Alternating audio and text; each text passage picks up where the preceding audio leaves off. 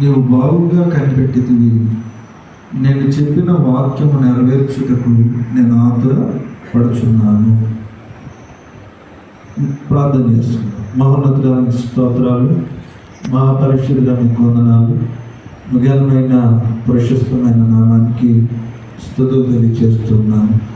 ఈ సమయంలో దేవుని యొక్క వాక్యాన్ని ధ్యానం చేస్తా ఉన్నప్పుడు మీరు మాతో మాట్లాడమని ప్రార్థన చేస్తా ఉన్నాను. ప్రభా, మీ వాక్యపు వెలుగులోంచి మమ్మల్ని దర్శించమని ప్రార్థన చేస్తున్నాను.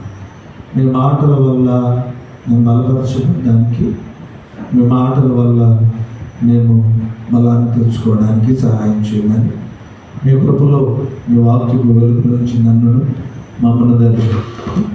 మిమ్మల్ని స్తుతిస్తూ ఈ వాక్యాన్ని మీ చేతులకు అప్పగిస్తూ ఈ ప్రార్థన చేస్తున్నాము, నడుచున్నాము తండ్రి.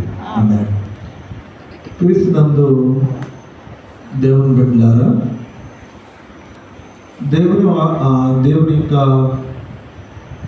వాక్యం ఏమని చెబుతుందంటే, దేవుడు ఇర్మియా గ్రంథం 1వ అధ్యాయంలో 12వ వచనంలో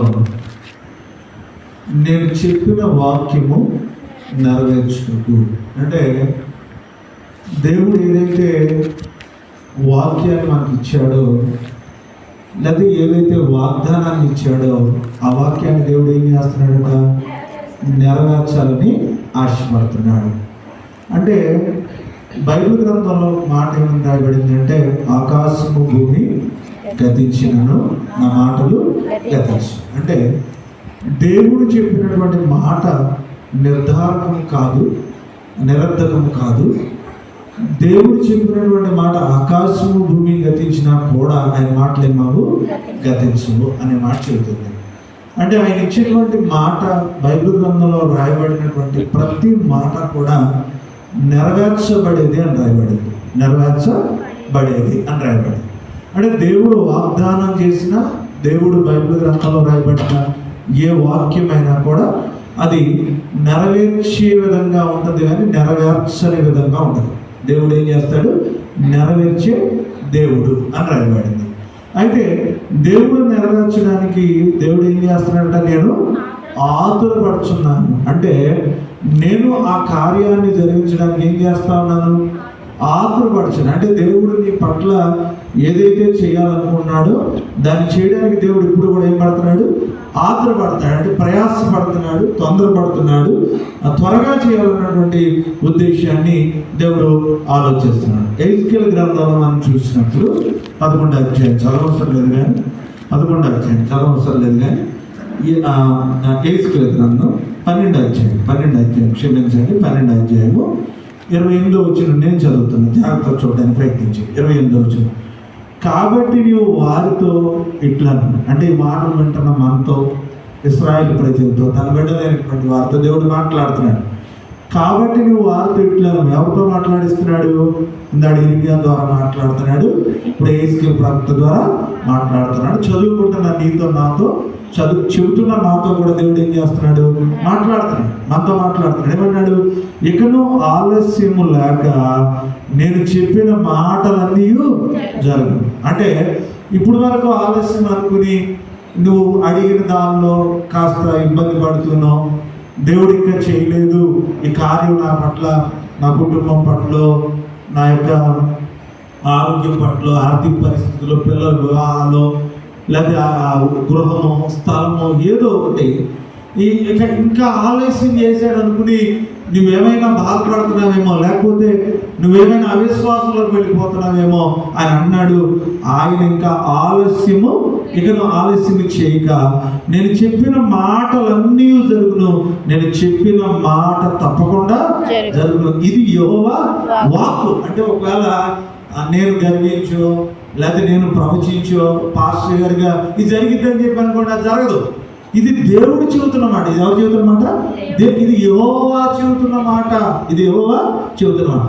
నేను చెప్పిన మాట అయితే ఏమవచ్చు, జరగకపోవచ్చు. చూడండి, చాలా మంది సేవకులు కూడా ఏం చేశారు, ఏమండి, సేవకుడు చేయలేకపోతే దేవుళ్ళో తప్పు కదా, ఎవరిలో తప్పు, సేవకుళ్ళు అయినా తప్పు ఉండొచ్చు, లేకపోతే వారు చేయించుకునే వాళ్ళనే ఏమై ఉండొచ్చు, తప్పు ఉండొచ్చు. అయితే ఇటైనా ఉండాలి, లేకపోతే ఇటైనా ఉండాలి. నీలో విశ్వాసం లేదు, నీలో నమ్మకం లేదు, నువ్వు దేవుడికి విధేయత చూపించు. దేవుడు ఏమన్నాడంటే సూచక్రియలు చేయండి అని అడిగినప్పుడు ఏమన్నాడు? నేను చేయను. ఎందుకు చేయండి? నేను చేయను. ఎందుకంటే మీరు సూచక్రియలు ఏదో చేయించుకునే ఆనంద పొందో, లేదా ఏదో తాత్కాలికమైనటువంటి విషయాలు పొందో, నేను అవి చేయను అన్నాడు.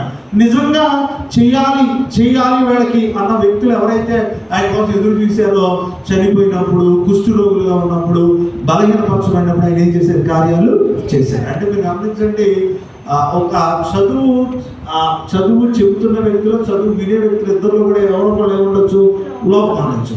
కానీ చదువులో ఎప్పుడు లోపం ఉండదు, చదువులో ఎప్పుడు లోపం ఉండదు. అలాగే మనుషుల్లో లోపం ఉండొచ్చు, చెప్పిన వ్యక్తుల్లో లోపం ఉండొచ్చు, కానీ దేవునిలో లోపం ఉండకపోవచ్చు. దేవునిలో లోపం ఉండదు. అందుకే అన్నాడు, ఇది నేను చెబుతున్న మాట, ఇది ఖచ్చితంగా జరిగింది అంటున్నాడు. ఎహెజ్కేలు గ్రంథం 12వ అధ్యాయము 25వ వచనాన్ని నేను చదువుతాను. ఎహెజ్కేలు గ్రంథం 12వ అధ్యాయం 25వ వచనం, యెహోవానైన నేనేం చేస్తున్నాను? మాట్లాడుతున్నాను. అంటే దేవుడు మాట్లాడుతున్నప్పుడు ఆ మాటలు నాతోనే దేవుడు మాట్లాడుతున్నాడని మనము ఆలోచించే విధంగా ఉండాలి. ఈ ప్రతి మాట కూడా చూడండి, సంఘాల్లో ఆళ్ళతో ఎవరితో కాదు మాట్లాడేది. దేవుడు ఎవరితో మాట్లాడుతున్నాడు? నాతో మాట్లాడుతున్నాడు. యెహోవా మాట్లాడుతున్నాడు. ఏమని మాట్లాడుతున్నాడు?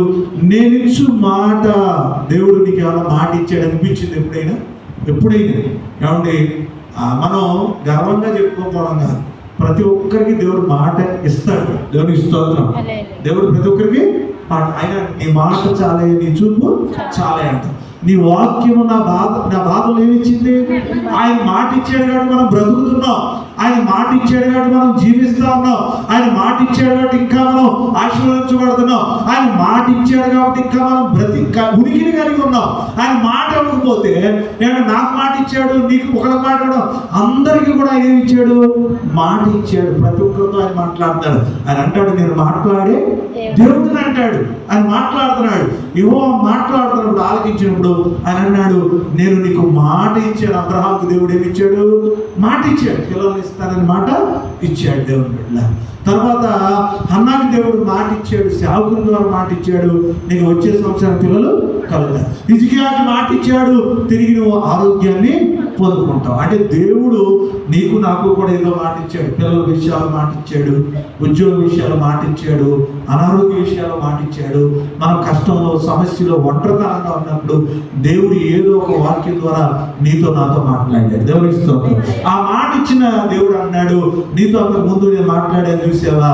నువ్వు కష్టంలో ఉన్నప్పుడు ఆ మాట విషయంలో నేనేం చేసే దేవుడిని కాదు, ఆలస్యం చేసే దేవుడును కాదు. ఆలస్యం చేసే దేవుడు నేను ఇచ్చు మాట ఇంకా ఆలస్యం లేక జరుగును. తిరుగుబాటు చేయవాళ్ళారా, మీ దినములలో నేను మాట ఇచ్చి దాన్ని నెరవేర్చుదును. ఇదే ప్రభువు యెహోవా. మనం కొన్నిసార్లు తిరుగుబాటు చేస్తాం. తిరుగుబాటు అంటే ఏంటంటే, విశ్వాసం ఉంచలేము, దేవుణ్ణి అడగలేము, దేవుడిని నమ్మలేము. దేవుడి మీద కొన్నిసార్లు ఏం చేస్తాం? మనం తిరుగుబాటు చేసినప్పుడు ఆయన ఏమన్నాడంటే, నేను ఇచ్చిన మాట మీకు ఏం చేస్తాను? నెరవేరుస్తాను. చూడండి, ఇశ్రాయేలీయులు ఆయన వాగ్దాన భూమి విషయంలో వారందరికీ ఏమిచ్చాడు? దేవుడు వాగ్దానాన్ని ఇచ్చాడు. వాగ్దానాన్ని ఇస్తే ఇశ్రాయేలు అందరూ దేవుడి మీద ఏం చేశారు? తిరుగుబాటు చేసిన వారి సంతానానికి కానానులో ప్రవేశించడానికి దేవుడు ఏమి ఇచ్చాడు?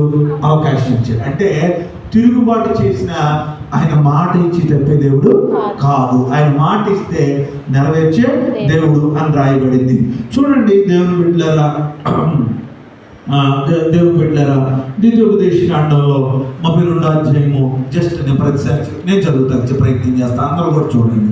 ద్వితీయోపదేశకాండం 32వ అధ్యాయము 35వ వచనంలో, వారు కాలు జారు కాలమున, ద్వితీయోపదేశకాండం 32:35, వారు కాలు జారు కాలం పగ తీర్చుకున్నట్టుకు ప్రతిఫలం ఇచ్చుటయు నావే, వారి ఆపద దినమున సమీపించును, వారి గతి త్వరగా వచ్చును. అంటే చూడండి, దేవుడు మాట ఇస్తే, పగ తీర్చుకోవడానికి మాట ఇచ్చినా, ఏది ఇచ్చినా కూడా దేవుడు ఏం చేస్తాడు? మాట ఇచ్చి తప్పే దేవుడు కాదు. తీర్పు ఉందంటే మాట ఇచ్చింది ఎవరు? దేవుడే. ఆశీర్వదిస్తానన్నది ఎవరు? దేవుడే. పాపం చేసిన వాడిని శిక్షిస్తానని చెప్పి మాట ఇచ్చింది ఎవరు? దేవుడు. నీకు అన్యాయం జరిగితే న్యాయం చేస్తానన్నది ఎవరు? దేవుడు. అంటే ఏ విషయంలోనైనా ఆయన ఒక మాట ఇచ్చాడంటే ఆయన మాటకు కట్టుబడి జీవిస్తాడు. ఆయన మాట కట్టుబడి జీవిస్తాడు. ఆయన చేస్తానన్నది ఏం చేయడట? ఆలస్యము చేయడు అని బైబిల్ మనకి స్పష్టంగా తెలియజేస్తుంది. అయితే ఇక్కడ రాస్తూ నేను చెప్పింది నేను చేయడానికి నేను ఏం చేస్తున్నాను? ఆతురపడుచున్నాను, తొందరపడుచున్నాను. ఇర్మియా గ్రంథం 1:12. ఇది చూడండి, యెషయా గ్రంథం 56:1 ఆయన అంటాడు, నేనేం చేయాలనుకున్నానంటే నా రక్షణ 56:1 యెషయా గ్రంథం 56:1 ఆయన అంటాడు, నేను చదువుతున్నాను, జాగ్రత్త చూడండి దేవుని బిడ్డలారా. 56:1 అంటాడు, యెహోవా ఎలాగూ సెలవిస్తున్నాడు, నా రక్షణ వచ్చుటకు సిద్ధంగా ఉన్నది. అంటే దేవుడు ఏ పరిస్థితిలో మాట ఇచ్చాడో ఆ మాట ప్రకారం మనల్ని ఏం చేయడానికి ఇష్టపడుతున్నాడట? రక్షించడానికి ఇష్టపడుతున్నాడు. రక్షించడానికి మనల్ని ఇష్టపడతాడు. మనం గమనిస్తాం కదా, ఏ అపాయముని కూడా ఉన్నా, అంటే ఏ పరిస్థితి కూడా నువ్వు ప్రమాదంలో పడిపోయే పరిస్థితి లేకుండా ఆయన రక్షణ అనేది ఎలా అంటే సిద్ధముగా ఉన్నది అని రాసేది. ఎలా ఉంది? సిద్ధముగా ఉన్నది అంటే. చూడండి, ఆహారం ఎలా ఉందండి? ఇప్పుడు ఆహారం ఎలా ఉంది? సిద్ధంగా ఉంది. కానీ ఆహారం సిద్ధంగా ఉన్నప్పుడు మనం ఏం చేయాలి? అది నోట్లోకి వెళ్ళిపోద్దా? నోట్లోకి వెళ్ళిపోదు కదా, అంతేనా కదా. కొంతమంది పాత మాటలో చూస్తే ఈ మాంత్రికులు కానీ వీళ్ళు కానీ నోరు తెరవడం కానీ మొత్తం లోపలికి వెళ్ళిపోతూ ఉంటుంది అన్నం కదండి. వాళ్ళు తినకోకుండానే ఏం చేస్తూ ఉంటాయి? మొత్తం ఈ గిన్నెలన్నీ కూడా ఖాళీ అయిపోతూ ఉంటాయి. అవి కేవలం విజువల్స్లో చూడడానికి, గ్రాఫిక్స్లో చూడడానికి. కానీ మనం ఏదైనా మనకు రక్షణ కావాలి అంటే తిమోతి రాసిన పత్రికలో, 1 తిమోతి రాసిన పత్రికలో 2:8 ఆయన అంటాడు, ఆ 1 తిమోతి 2:8 ఏమో రాశారంటే, కావున సంశయములు లేనివారై అంటే అంతేనండి. 1 తిమోతి 2:8 కావున డౌట్ లేనిటువంటి వారై చేతులెత్తి ఏం చేయాలి? ప్రార్థన చేయాలి. అంటే దేవుడు ఏదైతే మాట ఇచ్చాడో ఆ మాటను దేవుడు ఏం చేస్తాడంట? నెరవేర్చడానికి ఆతురపడుతున్నాడు. ఆయన ఆతురపడి నీకు రక్షణ ఇవ్వాలి, నిన్ను కాపాడాలి, నిన్ను సమస్య నుంచి దేవుడు తీసుకురావాలి ఇష్టపడుతున్నాడు. ఇప్పుడు నువ్వు నేను చేయాల్సింది ఏంటి? చేతులెత్తి దేవుని మీద ఆధారపడి ఏం చేయాలి? ప్రార్థన చేయాలి. చేతులు ఎత్తడం అంటే పోలీస్ డిపార్ట్మెంట్ వారి దగ్గర దొంగలు కానీ, నక్సలైట్లు కానీ, మావోయిస్ట్ ఎవరైనా అనుకుంటే సరెండర్ అవ్వాలంటే అది ఏం చేయాలి? చేతులు. అంటే నాకు ఇంకా పోరాడే శక్తి లేదు, మమ్మల్ని క్షమించండి, లేకపోతే మమ్మల్ని విడిచిపెట్టండి అని వాళ్ళే పడాలి.